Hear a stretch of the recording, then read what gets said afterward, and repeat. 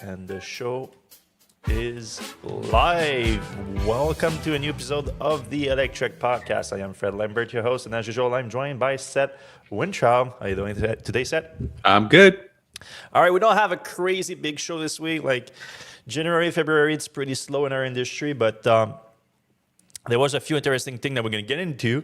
The Model Y launch in North America and the EU. Obviously not as exciting as the 2 weeks ago, 3 weeks ago when it was launched in China because it was newer then. But there's still some information that we're getting into. Then we're going to talk about Rivian a little bit. Rivian is sort of like the popular kid on the block. So when it comes to OEMs, apparently, they revealed that there's some interest about their technology in further partnership, much like they did with Volkswagen recently. And then we're gonna talk a little bit about the impact of Trump. That was Trump's first week, and he did a bunch of executive orders, including some about electric vehicles or that affect electric vehicles or try to affect electric vehicles. We're gonna get into that.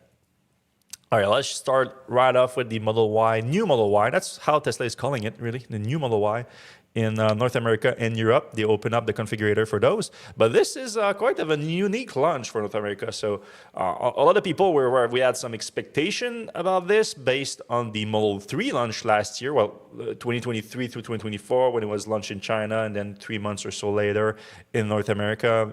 Europe, when did Europe come before North America? I think so, right? With the Model 3? I think there was a because gap. weren't they getting them from China? Yeah, back before crazy tariffs everywhere, though Tesla has some kind of deal to make the tariffs a little bit less crazier. So we're expecting something similar there, but now it was a lot quicker. So only 2 weeks ago, basically, that it was launched in China. And the main thing that's different here is like when it was launched in China, all new Model Y orders were for the new Model Y. It's not the case in North America and Europe. Tesla just opened up the configurator, added basically a trim to the existing model, the same existing model with the long-range rear-wheel drive, long-range all-wheel drive, performance Model Y. Now you have a launch series with the new Model Y. And Tesla released this little chart here that shows the comparison price between the Model Y and new Model Y, the main one being the pricing. Though here it says 46, but I assume it's like comparable to the long-range all-wheel drive because the only version of the new Model Y launched in North America is the long-range all-wheel drive, which had an equivalent. So we actually have now a direct equivalent in EPA rating or estimated rating when it comes to new Model Y because deliveries are not starting until March. Tesla is taking reservation right now. No, they are orders, not reservation, but the deliveries are just in March. So the Model Y all-wheel drive long range was getting 311 miles of range. The new version will get 320 miles of range, not confirmed EPA, but Tesla's estimation. And you get, the new seating with the powered second row.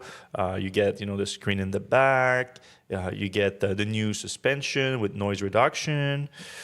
There's a new cameras in the front. The bumper camera has been added. The audio has been modified a little bit. You have a little bit more speakers, 2 more speakers. Connectivity, yes, Tesla's quite vague about that, but there's a new connectivity hardware. I think the Bluetooth is better, things like that. The trunk can be open hands-free. A little different on the interior with the new pockets and the new ambient light and all that. And Tesla also will probably improve the tinted and laminated glasses that now have infrared reflective coating. And also with the top too, I think it lets less heat inside the car with the new rooftop. But all that we already knew all of that from the version in China, obviously. And the version in China also has a launch edition, but like similar to what we have now. But Tesla released a little bit more details about that. So the new launch series, which is the only one that you can order right now, which costs $12,000 more than the regular Model Y long-range all-wheel drive, which you can still order in North America right now. But it includes a bunch of things, including full self-driving. The option's already in, so already that's like $8,000 basically. So the other difference is $4,000, but you have some perks here. For example, the colors, all the colors are the same price, so you don't have more expensive colors, and You have only 4 available: Stealth Gray, Pearl White, Ultra Red, and Quicksilver. The new Glacier Blue that we saw in China is not available in North America or Europe. And actually, I haven't gone through all the European market, but I went through a few yesterday when this was launched. And it looks like Europe is getting like fewer options. Even like I saw a bunch of markets that only like 2 options for colors for the new Model Y. Probably just for the launch edition, just for now, like limiting the production, because Tesla is producing both of them side by side right now. So that is obviously, that's the big news here. That's the thing that's different. Tesla already had an inventory that it needs to exhaust, so there's that. But it looks like production is still going, because the inventory would be definitely gone by March and more, like easily, with the launch of this new Model Y. But Tesla is producing them side by side for a little bit, it sounds like. And the launch edition looks like just a way for Tesla to upsell people that want the new Model Y as soon as possible, make sure that they get the full self-driving already. These things are obviously a wide margin for Tesla. There's a lot of money to be made on that. So, and when you launch a new version of the vehicle, the margins are smaller. So adding FSD as not an option makes it a little bit easier for Tesla to get things going. And on the same time, this enables probably like the quicker launch versus what happened last time with Tesla waiting a long time and then launching fully. The transfer of a Model 3 to the new one was done in one go. That probably because of the Osborne effect, Tesla, Elon has still, I mean, as of earlier today, at least, Elon has not tweeted about the new Model Y, hasn't said a thing. Tesla launched something on its own Twitter yesterday, but Elon has not said a thing. And hasn't said a thing also since it's been around for more than 2 weeks with China. But obviously, like, people know about this. They know this is launched in China. They know this is coming in other markets. So Tesla was probably afraid of the Osborne effect for the Model Y more than the Model 3, because the Model 3 sales were already going down with the refresh.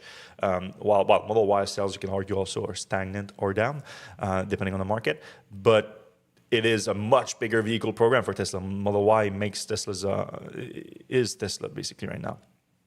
So any kind of effect on sales is very impactful. So that's probably why they did that. You get a lot of badging too with the launch edition. Yeah, I posted all of them there, but nothing too crazy. You have this. Tesla literally made a picture of it, and this like for the launch of this thing here.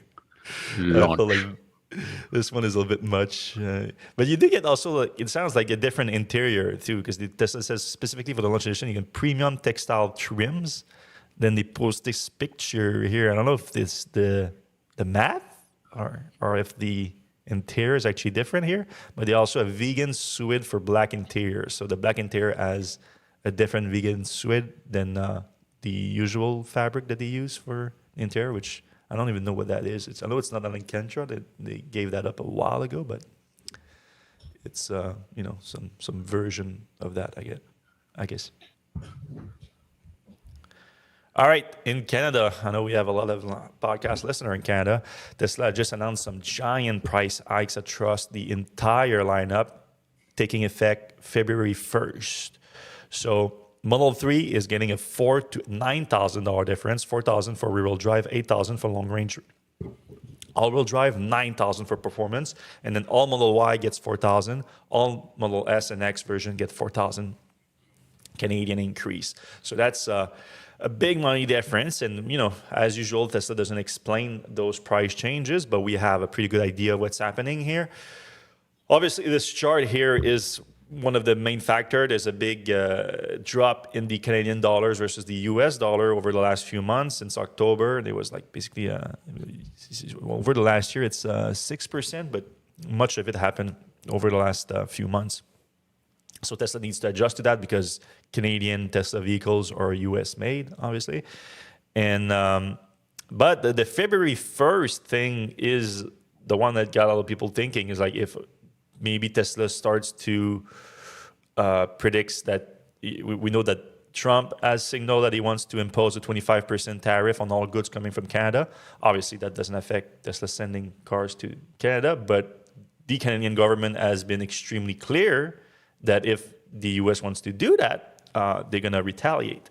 So that is maybe Tesla also thinking that pre-invincibly they need to increase their price for that because their car are going to be more expensive in Canada.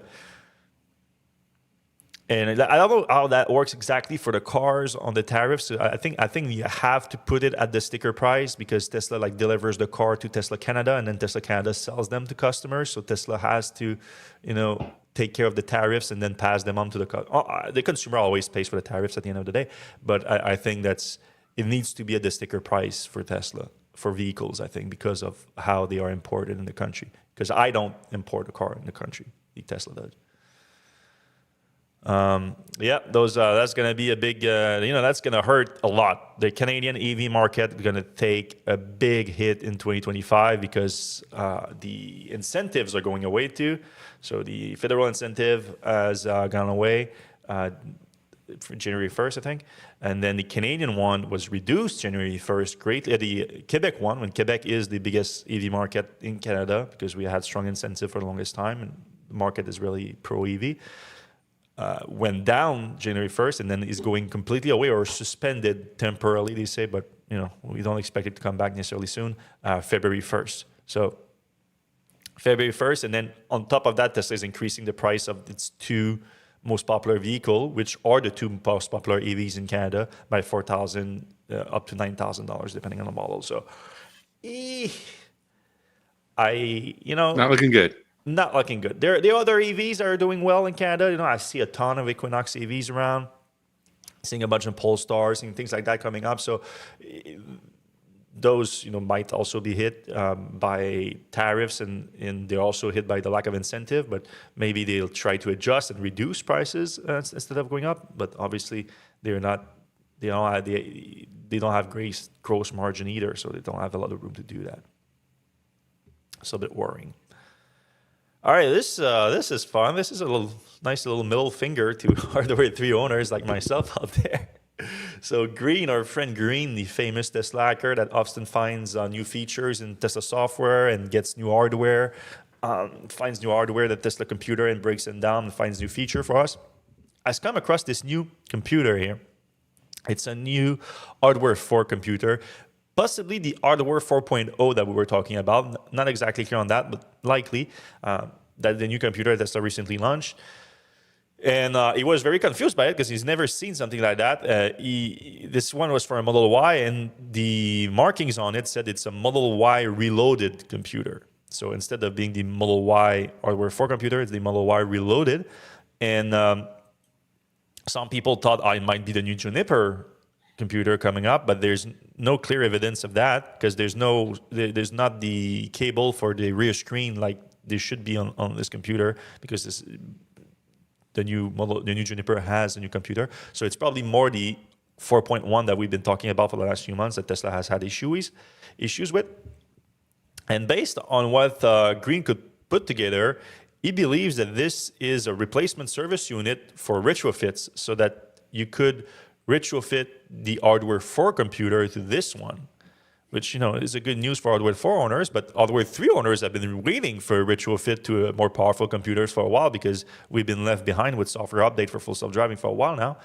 And this is not it. You cannot put this in on Hardware 3 cars because it has all the new cameras connectors that work with the cameras on the Hardware 4 vehicles because the Hardware 4 and 3 cameras are also different. So this is kind of a bummer. Like Tesla is literally putting retrofits for Hardware 4 computer and leaving Hardware 3 people behind completely. Now, do you think that's because the cameras aren't as good, or do you think not as many interconnects, or the power, or?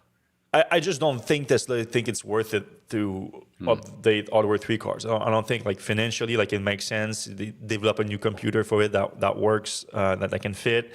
And like you said, the cameras are not as good, so then you don't get as much of the benefits from it too. Even though the biggest bottleneck for the Hardware 3 cars are definitely the compute powers, because now they're using both nodes on this, so there's not even a redundant node. So there's no chance. If you still believe that there's a chance that Tesla is going to deliver unsupervised self-driving on Hardware 3 vehicle, you're kind of kidding yourself at this point. I think everyone is clear. Everyone, even within Tesla, is probably quite clear, even though Elon was he just suggested it in the last earning call instead of admitting it completely. He was yeah, we might need to upgrade that. But we don't see that in the work at all. We see this in the work for hardware for cars, though, so good for them. And there is the new bumper camera, which is on the Juniper, so that points to Juniper, but again, without the rear screen doesn't make sense either. So it could be a retrofit for a bumper camera, but I think you would need the wire harness for that in the front, and if your car doesn't have that, like it would probably be too complicated. I doubt that Tesla's going to get into that anytime soon. All right, we have one more, like kind of 1.5 more posts about Tesla, and then we're going to move on to Rivian. But this is an update based on Tesla apps updates that tracks all the updates in the Tesla mobile app to see new features coming up and everything. They found a few things with the latest update this week. First of all, the Tesla Diner in Los Angeles. This revolutionary feature we've been waiting for Tesla is actually happening. Later, like the latest footage from the place looks like it's near completion, and now it's showing up in the app. So they looks like it's going to be an app integration of this diner in LA. Not sure exactly why. Obviously, this is a supercharger station at the same time, and supercharger is already integrated in Tesla app, but it looks like there might be something like food ordering directly from the app or things like that that could happen at this specific supercharger station. It's not clear, but there's going to be app integration to it. Another feature is like we see a line of code that relates to a discount applied to the use of FSD. So it's a FSD, safety scar FSD discount experience. So it looks like Tesla is working for its insurance program with real-time data to apply a discounts for people that use FSD, which is interesting because I think Tesla is really the only insurer that plans to do that. Tesla insurance is not available in New York, is it, sir? I don't think so. No, you never applied for it, never tried to look it up. Yeah, I mean, I'm hearing some good things. I'm hearing some bad things. Like if you want to drive your car like a grandpa, it sounds like Tesla insurance might be a good deal. Like they will actually give you lower rates than most other insurers out there. But then if you want to have some fun with your car, which you should, because these are fun cars to drive, especially if you have like me, like a performance version. Like there's no way I don't floor it every now and again when it's safe and whatnot. You get Tesla knows that and ding your score, and then you're gonna pay more on your insurance, which it's I was gonna say in French, a double tranchant. I don't know. Is that an expression in English? A double-edged sword, like? Yeah, double-edged sword. Yeah. Okay. Let's just say you have the same expression.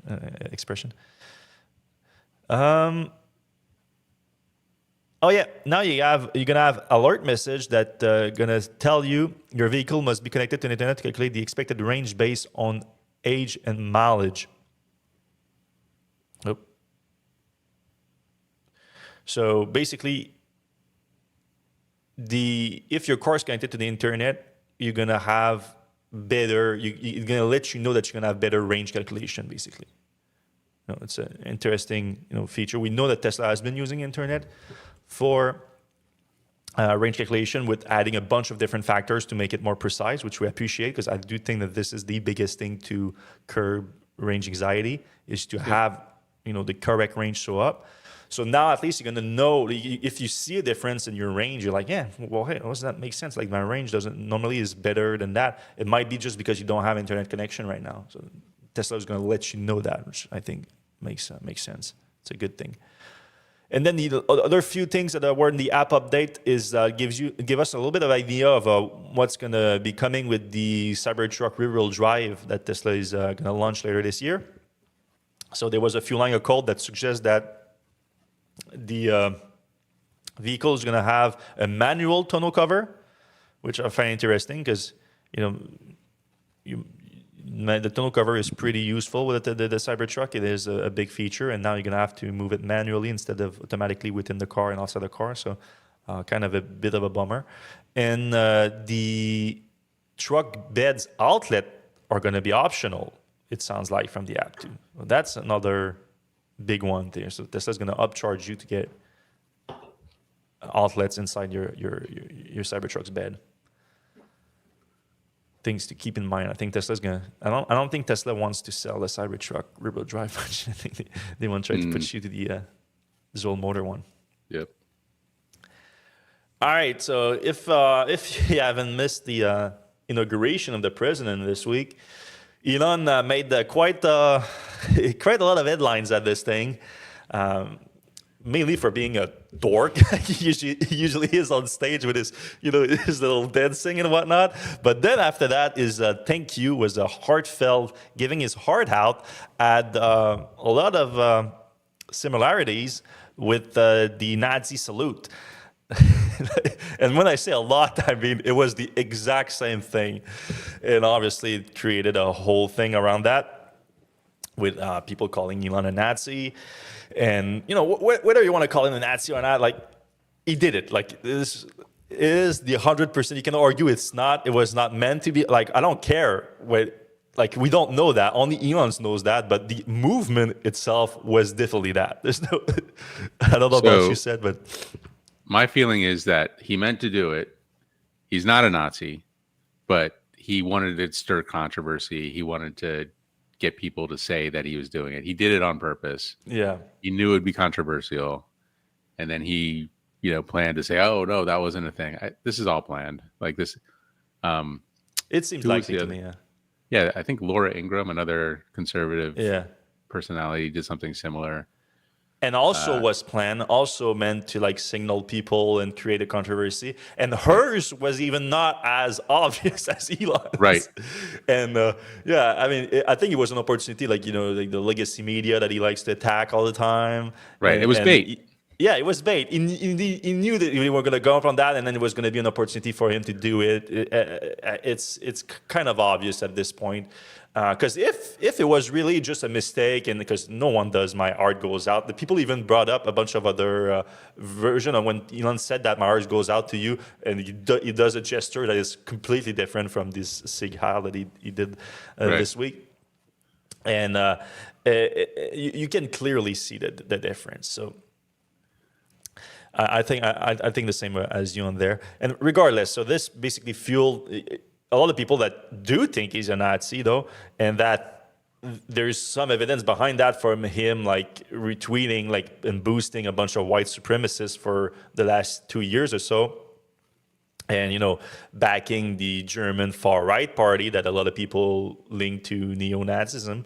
And also backing Trump, and I'm not saying that Trump is a Nazi, but a lot of people just use Nazi for referring to fascism, and Donald Trump has some fascism tendencies at the very least. So there's a lot of evidence around that, and people are not happy. Obviously, people in North America, people in the U.S., but in Europe, it's particularly a problem, and. Because Nazi was very popular there and had a big impact on the continent for a long time and still does today. So, and in Germany too specifically. So it was interesting to hear Polestar CEO Michael Lochscheller, the new CEO at Polestar. He hasn't been there for long. He actually see this as an opportunity for Polestar because there is a momentum right now. We talked about it last week. There's a boycott Tesla kind of. Movement that is gaining momentum in Europe, but specifically in Germany. A bunch of companies trying to separate themselves from Elon, from Tesla, and this thing is gaining momentum now because of the gesture he did at the inauguration. But it's more in combination of him also boosting the AfD. We talked about it, the far-right party in Germany. So. The CEO Polestar commented on this and said, for Germany, somebody outside of Germany endorsing right-wing politics parties is a big thing. You want to know what I think about it? I think it's totally unacceptable. You just don't do that. This is pure arrogance, and these things will not work. Then he added that we get a lot of people writing that they don't like all this. It's important to listen closely to what they say. And I can tell you a lot of people have very, very negative sentiment. We've seen that. We've seen on the Tesla Gigafactory Berlin, a bunch of left activist groups. They present themselves as such. I'm not calling them.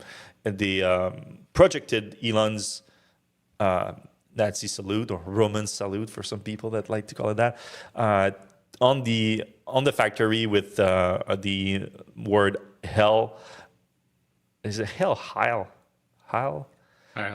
Tesla next to the actual Tesla logo, so hell Tesla with Elon doing his salute. So, I just thought of something. As somebody who's probably not, but was in the market for a Model Y, like now that the new Model Y is out, it is no longer compatible with the bumper stickers that say, I bought this before Elon went crazy. yeah, you cannot say that. No. So like the old Model Ys that are still in inventory might be like a premium right now. Yeah. Yeah, so some people are actually worried about this. Like they're worried that their cars are gonna get vandalized over this, especially in Germany, because they take this thing seriously. They have laws against doing that. Like you do that in Germany, and Elon can find himself in jail, can find his position seized, and things like that. Because his whole thing is like, yeah, I didn't do it. Like it's not what I meant. It's like, yeah, but you did it. You did it. Yeah, you definitely did exactly that. Anyway, yeah, and like just generally speaking, like especially when you're in public and on stage and making a speech, don't do any hiles. Like that's just like a good general rule to follow. Yeah, yeah, and Elon was like he attacked the media for saying that he did that, even though like he did it. So it's kind of obvious. But I saw on X, it was so frustrating the number of people, Elon simping simping for Elon, that just posted a bunch of other politicians doing the same thing. But they post the picture. They always post just the picture because it's easy to be caught like have your hand up in a certain angle and doing that. But that was not what Elon did. Like if you look at the video, you see putting his hand where normally a Sigal start, and then you see his face change. You see like him getting like more aggressive, and then throwing his arm out there like he would look exactly. At his thumb position too. Yeah, the thumb position. It looked like it was reversed. It looks like you've done it before. It looks like you've done it 1,000 times, and then he turns around and does it again. It's if you can think whatever you want, but I think it's pretty obvious. But I do agree with you. Said that I think it was it's a whole thing to get people talking and to bait people into saying that he's a Nazi so that he can say, hey, I'm obviously not a Nazi. And then he has Ben and Toyou defending him, which great guy to have on your side. Yeah. All right. Moving on to Trump. Oh boy. Great segue. So first day, that was, the 20th. That was the first day that Trump was in office, was inauguration. After this whole Sig Heil thing, he went on to the Oval Office and he got cracking in signing a bunch of executive orders. I think it was 200 or something like that. A lot of them just were completely useless, by the way. And some of them are already being turned around by judges, like the birthright citizenship and all that. So, but there was a few of them that affect EVs directly. But the good news here is that it's mostly theater. It's not. There's not a big impact right now. So the main one is the Unleashing American Energy one. That let me read exactly. Sorry, the language. So this is so we're clear.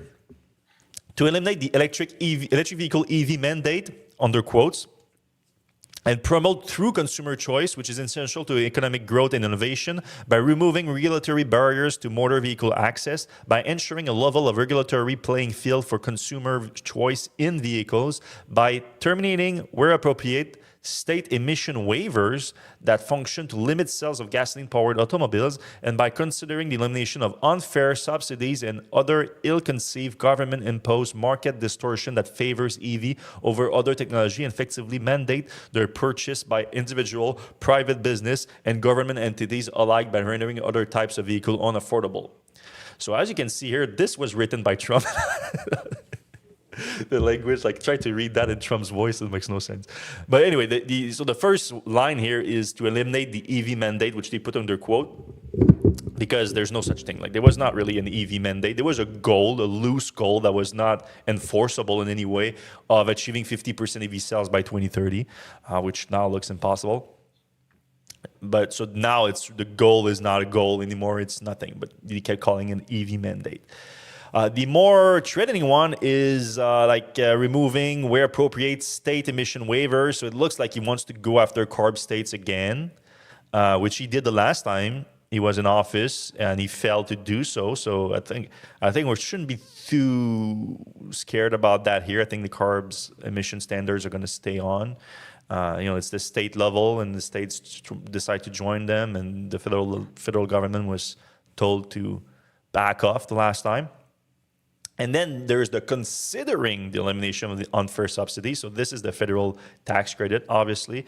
And they're talking about considering it here because they can't do it by executive order. It has to go through Congress, has to go through the IRS. So I don't think, like I said, it's theater at this point. Like they need Congress to approve this. In the meantime, it doesn't mean much. But then there's another part that more specifically tells all agencies to stop any funding of electric vehicle charging stations. So that is as direct effect, because I don't think that the Biden administration was able to fund all the funds that were put aside for electric vehicle charging. I don't think they were able to distribute them all. So there's some things that are going to be left aside here. So that has a direct impact. And also, he on regulation to slow the development or use of domestic energy resources. So to remove all the relegation that slow that. So basically regulation that would prevent you from drill, baby, drill is going away. And they said an added particular attention to oil, natural gas, coal, hydropower, biofuel, critical mineral, and nuclear energy. So you will find that solar and wind is not in that. So remove all regulation for everything else other than solar and wind. That makes no sense whatsoever. Like you might as well like just put a big stamp of like sponsored by fossil fuel companies of this, because if you want to say that you are like you're doing that for American energy independence, solar and wind help you with that. Yep. Makes no sense. Also, if you want to go through with your tariffs on Canadian goods. I don't know if that ain't going to include oil, but you know the U.S. gets like I think 50% of its oil import from Canada. Oh wow! So from Alberta or whatever the yeah car sands. Yeah, so good luck with that too. Yeah, it's gonna be great. Mm-hmm. And he promised to reduce the price of gas by however percent, you know, in his first few months in office. We'll see about that. Good luck. All right. Rivian had some interesting news this week. There were a few comments by CEO RJ Scaringe about the advanced driving assistance system effort. So we've talked a little bit about that with the next generation, the Gen 2 launch of the R1s last year. I went into details. They didn't go. They said that they had a rough goal of level 3 autonomy with this new generation hardware suite that they launched. And we did know that the hardware suite was quite extensive, that probably overkill for hardware 3. But, you know, I do appreciate Rivian, you know, being a little bit more conservative with its goal here, because obviously when you talk about advanced driver assist system, you're going to be compared to Tesla, and Tesla is obviously super aggressive with the full self-driving thing, while Rivian is a little bit more careful, because you could argue that its hardware suite is better than Tesla's is for the full self-driving, which Elon says we're going to achieve level 5, while this is level 3 that they are talking about achieving. And now we have a little bit more of a timeline of a goal here. So RJ says it's going to be hands-free in 2025. So just like basically Tesla's autopilot is right now, full self-driving is right now, you can remove your hands. You don't have to have your hands on the wheel. And then in 2026, it's going to be eyes-free. So that's going to mean a full level 3, basically. So I don't think, did he specify on the highway? But I'm assuming he meant highway, but I don't think he did. I would assume so too, because I've used Rivian's self-driving and it's really not great. Yeah, it's not great. Like they're talking about improvement, but you know what? I this timeline achieving hands-free on the highway by the end of the year, eyes-free next year. I think it's very doable. I would even go as far as saying that I think Rivian is going to achieve level 3 before Tesla achieves level 4. Non-geofence level 4. That's what I mean. Non-geofence. Yeah. If anyone wants to take a bet on this, 50-50 bet, I'll take that bet. And I'm saying Tesla achieving level 4. I'm not saying Tesla achieving level 3, because that would require a change of heart from Tesla and a change of strategy. But I do think that Tesla could achieve level 3 quite fast if it wanted to, but it doesn't want to. It wants to go directly to level 4, which makes no sense to me, but whatever. So this is good for Rivian. Like this is, I know I love my autopilot on the highway. Like I love it. So that would be something that would help me transition to a Rivian. It would be that if they can achieve, reliable, and even if it's level 3, it's even better than what I have right now on my full self driving, because it means that I could, read my emails, write an article where I drive. Would be nice. And that's what what RJ said too. He said like it's level 3 is going to give time back to people, and you're going to be able to check your emails and whatnot. So he's really talking about level 3 here. Yeah, and we've seen level 3 on Mercedes vehicles, and I've used it. You can read a book, and when it's time to take over, it starts beeping, and you put your book down and you go. But like, you can't like go crash out in the back. You got to kind of be at the wheel. Yeah, I mean the level 3 based on the SAE stuff. I don't remember exactly, but there is a reasonable time to take over. That's the main thing. So obviously you shouldn't be screwing around in the back of the seat while it's happening. You're gonna scramble to get to the front. But like if you're in the front seat and you have your phone, checking your email, watching TV, whatever it is, you can shut that down. And if it's connected to the car, all of that can shut that down. It's like put your focus back on the road. That's a great wheel. Point. Great idea. Yeah. Because obviously Rivian is also big on software and has a big screen and all that. Right. RG had other comments too. So this one I didn't get into exactly, but was it RJ? It's Ben Said who leads the new Rivian and Volkswagen Group. He said since the announcement of this new Rivian and Volkswagen Group technology company, he said that I'd say that many other OEMs are knocking on our doors, and I said there is demand for it. So it does sound like whatever will come out of this Rivian and Volkswagen technology, other automakers are interested in getting into that. So they talked about a platform for a software-focused vehicle, and some key technology that Rivian has being marketed through that joint venture. So it sounds like other OEMs might be into that, but there was no names or anything like that. But RJ called it a meaningful financial opportunity. Obviously, Rivian is trying to achieve profitability, and that would be something that could help. Really curious to see the earnings from Rivian this quarter, like positive gross margin. Obviously, if the big difference is if it's going to be achieved entirely through ZEV credits, it's not that impressive. But I want to see both the gross margin in Q4 with and without the credits, see how it looks. That would be a big step for Rivian. We're already seeing some impact of Trump's going after EVs. So Nissan has canceled the smaller electric SUV that it planned to bring to the U.S. and build out of Canton, Mississippi. So this Canton plant has been kind of a nightmare, really. They've been talking about producing a bunch of EVs there for a while, and it's a new lineup. I mean, literally, Nissan brought me to Japan. Was it last year? Like a year before that? And I don't know how much I can say because they had me sign a bunch of things. But at this point, I don't know what's the point of that. Like it was completely useless. Like they showed me the entire lineup of electric vehicle they plan to make, and I thought it was awesome. I thought it was like great new cars that they plan to make and everything. But obviously they ran into some issues lately, and now they have their partnership that they're trying to save, and they are dropping some EVs as part of it, and for the U.S. market, I should say, because they expect the tax credit to go away, they expect a bunch of things to go away, and now their Rogue-based SUV, so something a little bit smaller than the Aria, was planned. Apparently, it's been confirmed that it's been dropped. There's no plan for it already. So we have the first casualty of the Trump era for electric vehicles. So wait, like you can't say if you saw, was it a good-looking vehicle? The Rogue? I saw a bunch of them. Yeah. They said I couldn't say anything. Like I couldn't even write an article on it. They brought me to Japan for it. Like they had this whole thing.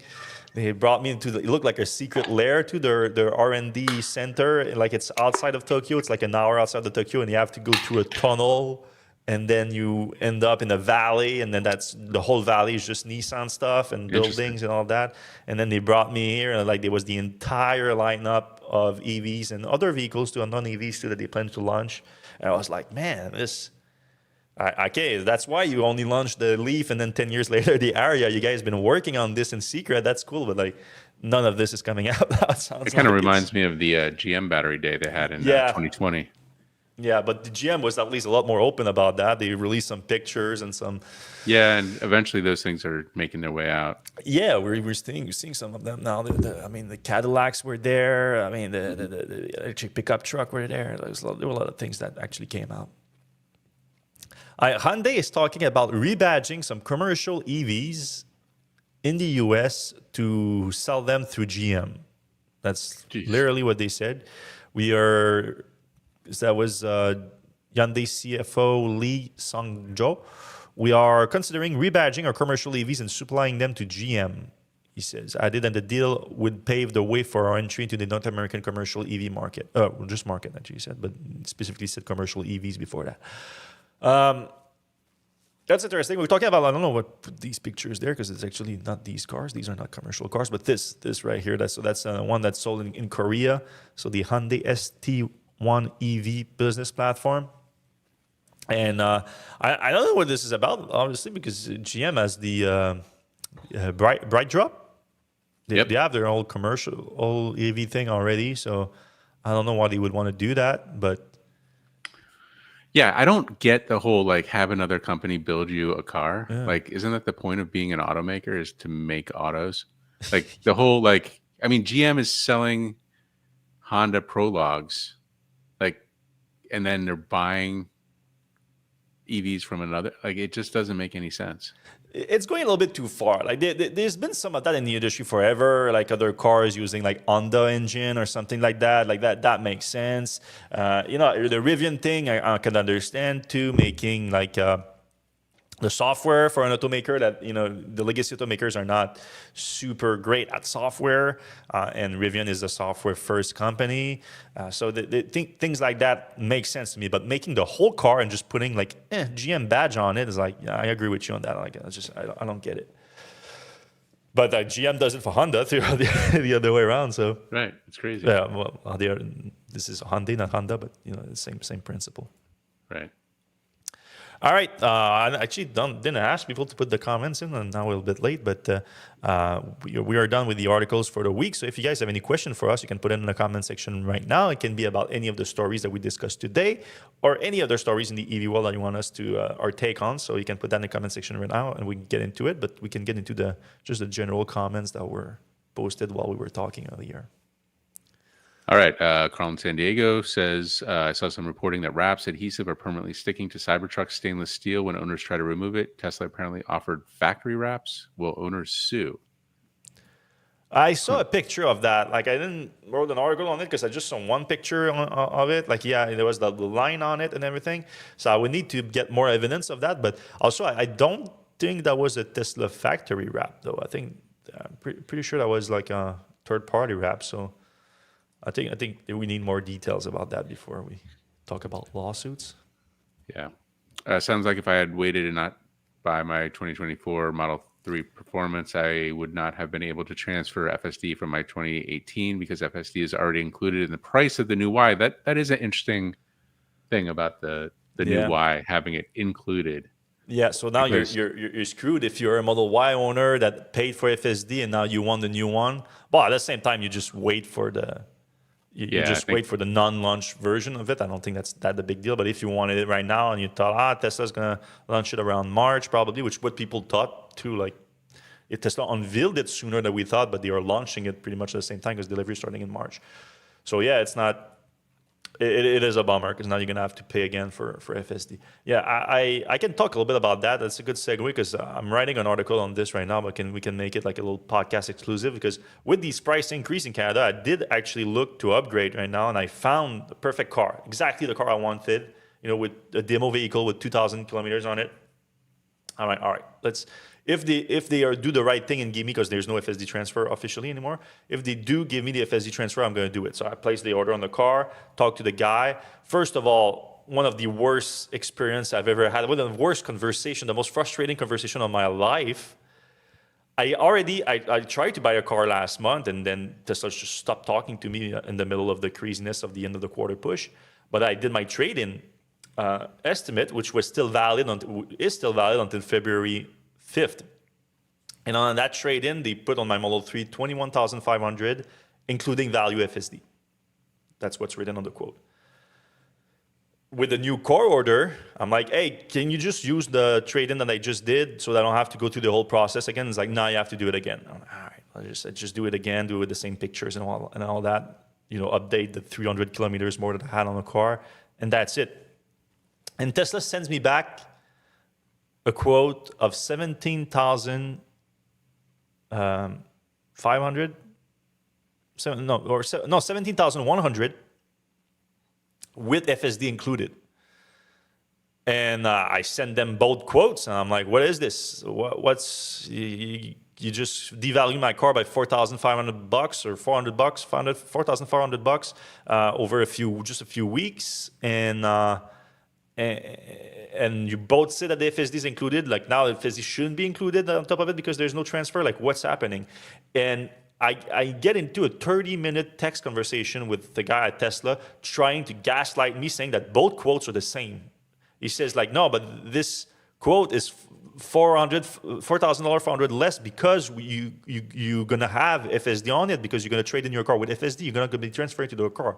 I say, okay, but still, the 21,001 was saying with FSD included. So that was the same thing. I was trading in with FSD. You just didn't put the transfer in. And no joke, 30 minutes like that of back and forth, in telling me that it's the same thing, to finally sending me an updated trade quote. It's like, look at your account right now. It says $21,400, so they just removed $100 from the last quote that I had. And then I had to go on a call with them to like, what are you talking about? Like, yeah, you just updated it after 30 minutes of arguing with you guys. But do you think I photoshopped the $17,000 quote? Like, what? And then it took a 20-minute call to finally admit, like, yeah, my bad. It was our mistake on our side. We screwed things up. Like, it was with the last order. We got screwed up and everything. I'm like, okay, good. And it's like, do you want to keep going with your purchase, with the purchase of your car? I'm like, okay, I'll go through, but you have to do the FSD transfer. And then he tells me, no, the window of transfer is closed right now. I'm like, okay, I get that, but it is the right thing to do. I purchased the FSD package. You never delivered on the promise that it will bring me unsupervised full self-driving. So you never delivered on the package. Now I'm giving you another shot, buying another car from you, and you're telling me that I need to buy again the package that you didn't deliver on the other car. It's just the right thing to do to transfer it over and have the package on the new car that I already paid for that you never delivered. And after a conversation like that, he was basically agreeing with me, but it's like, it's not on my power. So I was like, okay, I understand that, but what's in your power right now is to run this up the chain, write an email, say that this is the right thing to do, and Tesla's going to have to respond like, yeah, let's do the right thing and open up the FSD transfer again for all our 3 cars, or say no. And that was yesterday, and then they called me back, just a few hours ago, and he was like, I run this up the chain, and they gave me a categoric no, we're not going to do the right thing and transfer FSD. And then he told me, I'm going to put a note in your account so that whenever the window transfer opens back up, we're going to call you so that you can order a new car. And obviously why I'm ordering the car right now is because yes, they announced the price increase in a week of... Do you think there's going to be a overlap, like in a week? No, like it's not going to be overlap. As soon as the price increase comes on, I'm sure that Tesla now is going to use that as a demand trigger. So I told them, no, I don't put that on my account, because I'm not going to buy a car because you use your own inability. And I was clear, by the way, I wasn't being an asshole. I wasn't clear that I was talking to this guy that doesn't have the power to do that. I was talking like Tesla. But you're not going to use your own inability to deliver a feature that you already sold to clients as a demand trigger when you need to, instead of just doing it because it's the right thing to do. So I said, I'm not doing that. Unless you make FSD transfer, permanent, It's not gonna be. You're not gonna get me with that with upgrading. It's just stupid. It's not the right thing to do. So yeah, I'm writing an article right now about that to make like the definitive argument that Tesla is not doing the right thing with FSD transfer. It's literally using its own incapacity to deliver a feature it promised and sold to people on supervised self-driving as a demand trigger to get those same people to buy new cars. It's corporate greed at its finest. And I know Elon Musk has, other things to worry about these days, but I do remember before, the whole social media addiction going through a dark path, he did say that Tesla will always do the right thing if it can. And he's still CEO of Tesla, and this is not the right thing, Elon. It's simply not. It's stupid. All right. Yeah. That was my rant of the day. Okay. New Model Y has a turn signal stock, which is good in my book. Yes. Yep. Fine. So what do you think happened? Are we going back to turn signals? Are they in vogue again? I mean, I think that Tesla was like, did the math, and they're like, oh, we're going to sell fewer of the new version if it doesn't have a turn signal, which is crazy because I know I'm probably in the minority there, but I was more upset about the gear stalk than the turn signal. I got used to the turn signal pretty quickly. The gear stalk on swiping on the screen, like, ugh, I don't like that. Yeah. I don't like either one. Yeah. All right. Moving on. I'm happy with my mid 2024 Model Y, cheap enough, and have had it for 6 months. Yeah. Yeah. Mid 2024, you probably got it at the cheapest possible. Right. Kind of feel like I should have got it then. I mean, I'm kind of looking at the inventory vehicles so I can get the old, now old Model Y. So it's still compatible with the bought before Elon stickers. Plausible deniability. Does the new Model Y qualify for the 7,500? I think you meant federal tax credit. Yes, for the moment. Yeah, I think so. Yeah, because all the software stuff and anything is all after. It doesn't count in the price range. Yeah. Are we sure Tesla is not going to ship the Model Y launch edition from Shanghai? They could do this while Berlin and Austin switch over. Trump could sign a temporary waiver to avoid a 100% tariff. I mean, that sounds unrealistic, but that's a lot of... That'd be pretty blatant corruption, too. I mean, not that they were past that limit. Yeah, I was going to say, that's not a stop. Yeah. In Europe might be different, though. I mean, in Europe, like the tariffs are not as crazy as in the US. So maybe they could do that. Yeah. All right. Yes, at least on the site, there's a $7,500 tax credit. It's there, so they think they're going to get it. Regarding the Heil, maybe Elon forgot he was not on SNL anymore. LOL. It's safe to assume everything Elon does now is to maximize social media engagement. That's a pretty safe assumption, yeah. Yeah. Because without the controversies and the manufactured controversies in this case, X is dead, basically. Like this is like 90% of what X is like manufactured outrage. And like Elon is like, pretty good at doing that. So let's just milk it as much as possible. Yeah, he's like a savant. Too bad he can't run Teslas on outrage. Carl disagrees about the Nazi salute. His angry face was an FU to everyone who thinks he's against them. I don't give him the benefit of the doubt because I doubt he did it for the press.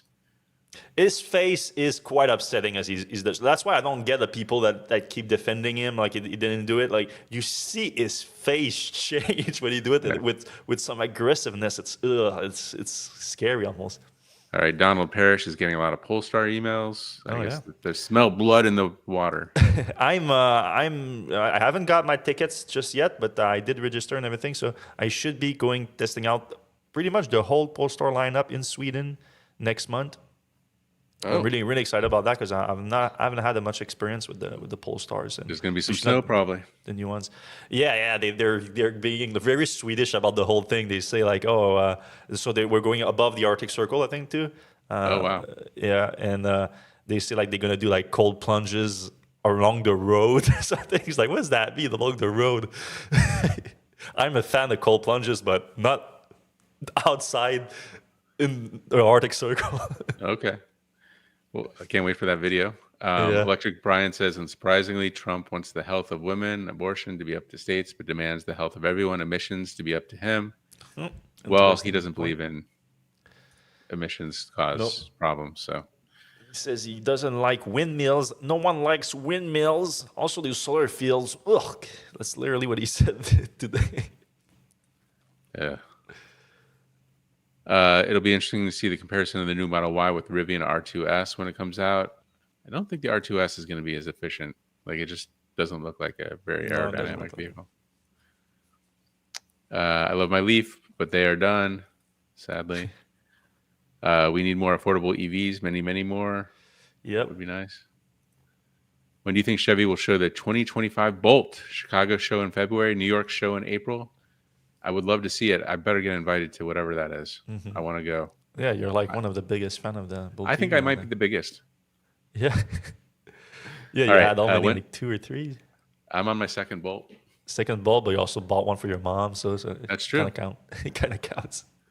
When do you think Chevy will show the 20? Oh, he said that again. Yeah, 2026. That's what I thought too. The 2025, I think, yeah, it's gonna be a 2026 model year because it's gonna be available at the end of the year, I think, or mid-year for next year, or for the Yeah, but they should 2026. show it beforehand. I mean, there's nothing. Yeah. Yeah. All right. Traditional automakers need to share more to survive. Nissan's change in EV plans may be due to Honda merger. GM canceled a smaller commercial EV so they could just buy it from Hyundai. I mean, Yeah, it's hard maybe. to say. Hey, going back to the Bolt EV though, it's gonna be cheaper than the Equinox, right? I would imagine. Yeah, it's gonna have to be a little bit cheaper than the Equinox. So it might be our $25,000-$30,000. Probably not 25, probably closer to $30,000. It would be nice if they did the hatchback. Well, I think Chevy's not. I think they're going to make the EUV kind of Bolt, which I think is sad because I like the hatchback. But it would be nice if they made a hatchback.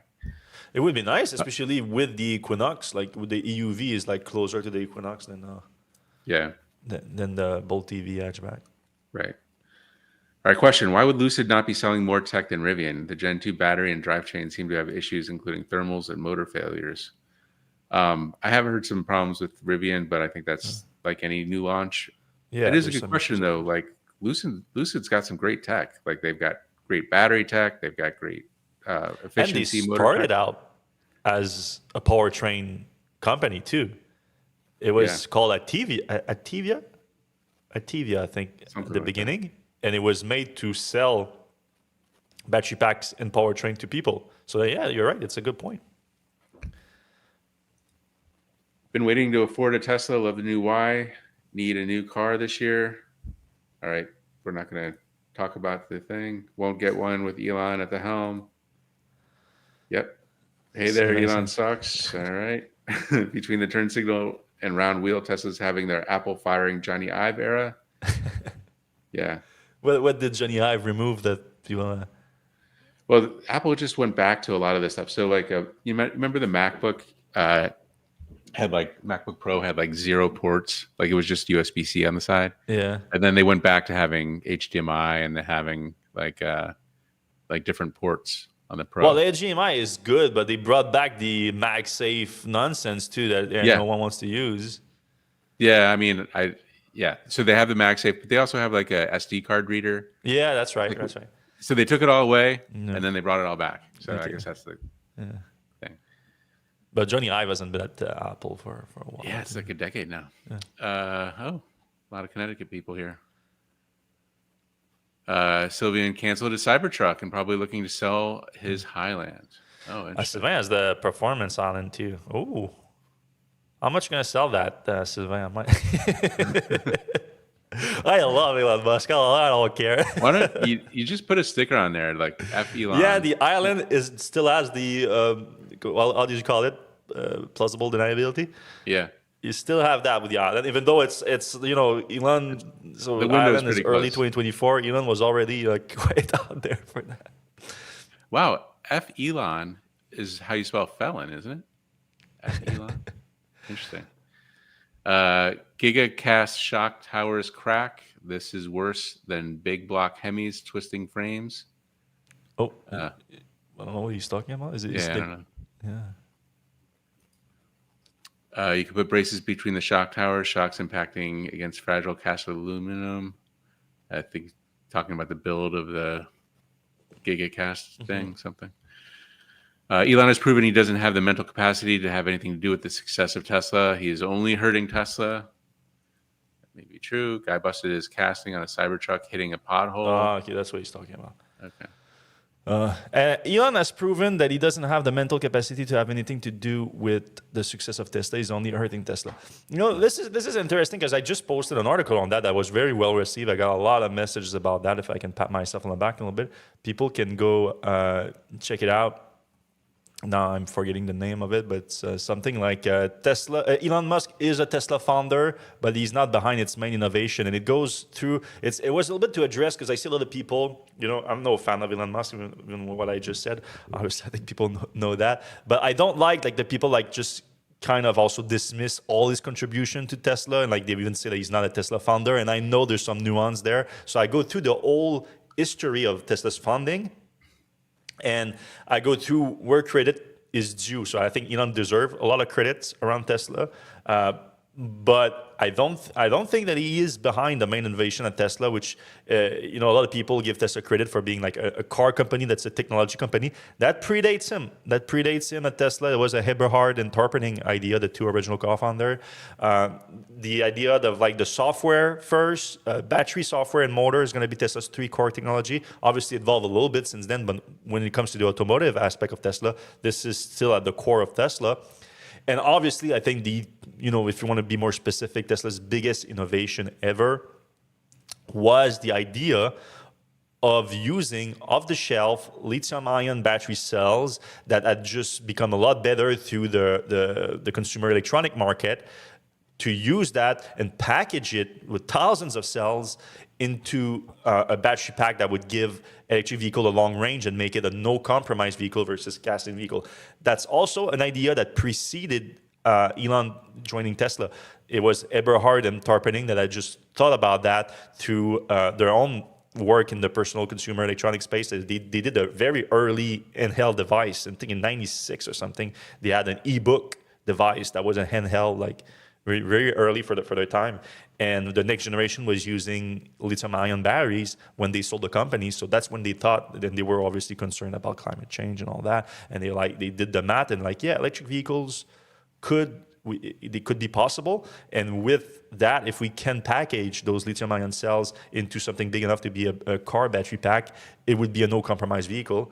And that's when, AC propulsion. It's not clear who got the idea first, with AC propulsion or Eberhard and Tarpenning.